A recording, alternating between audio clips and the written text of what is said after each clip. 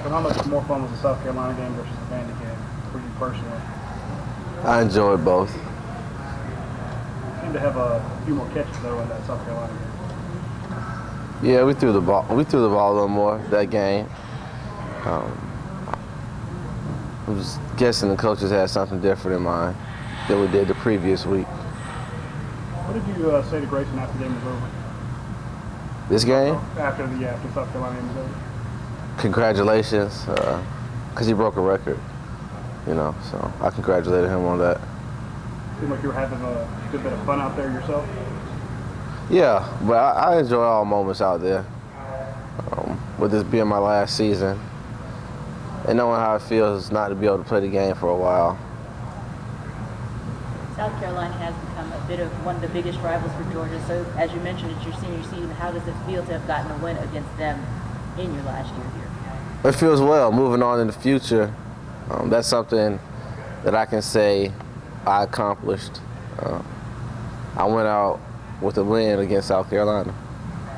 Did you get a sense early on from Grayson that he couldn't have the kind of day that he wound up having in Saturday? Yeah, I think throughout practice,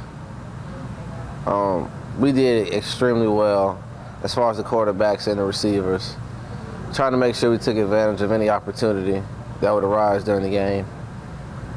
Not to take away anything from Grayson, but obviously a lot of Saturday was communication and the receiver's ability to do what they needed to be and catching as well. How do you think you guys did on that end? I think as a unit we did well. Obviously, when you go back and critique everything, obviously we made mistakes. And there are areas that we can definitely improve on.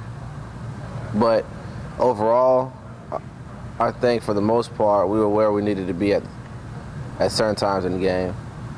This is your third, you're going into your fourth game. You've had 3 games under a new wide receivers coach, Brian McClendon moving over. What are the, if any, differences between him and Tony Ball? It's just 2 different styles, 2 different generations. I'm not really inclined to say who's better and who's not as a coach, but I think as far as the styles go, you have a younger coach and you have a more mature coach, and that alone kind of makes a difference. Any preference? No. Seems like some of the younger guys are getting a lot more playing time than I guess we would have seen with Tony Ball. That's just a supposition on my part. But talk to me about some of the younger guys actually getting out there. I saw Michael Chigbu had his first catch. Well, Coach Ball was here my freshman year, and I played as a freshman. Chris Conner was a freshman that played. So I'm not sure how accurate that comment is, but I think the freshmen we have now came into a situation where, there weren't that many older receivers. Or that many older receivers ready to play at the level expected from the coach. So I think that's why you see a lot more younger guys out there.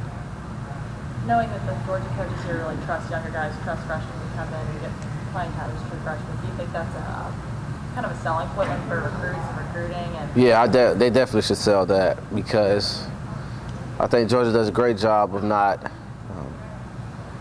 showing favorites in the realm of a senior versus a freshman. Whoever's the best guy gets the job.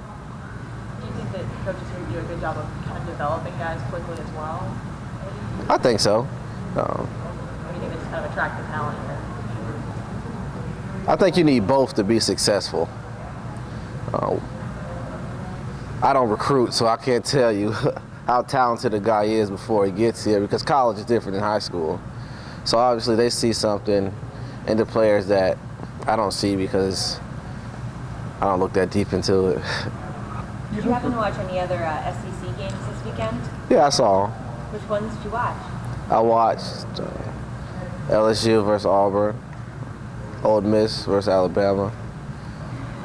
I think those are the 2 that stood out to me most, because obviously those were the 2 most hyped up games for the SEC this week. But there are other games I watched, but those are the most memorable ones.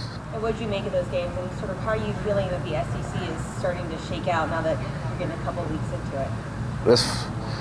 I think it's exactly what everyone all the procedures of the SEC is phenomenal. You never know what's going to happen. Even you can predict the teams that might or might not win, but you can't predict how they're going to win. And I think that's the best thing about the SEC. Just from week to week, everything is unpredictable and how it's going to reveal itself. You mentioned you watched the Bama Ole Miss game, so of course a lot of media, a lot of fans are looking forward to when you guys play Alabama. But how do you stay focused personally on the game at hand this weekend against Southern? I think the way I stay focused is, this is another opportunity to go out there and get better as a player. And we better win the game, or the Alabama game won't be as exciting.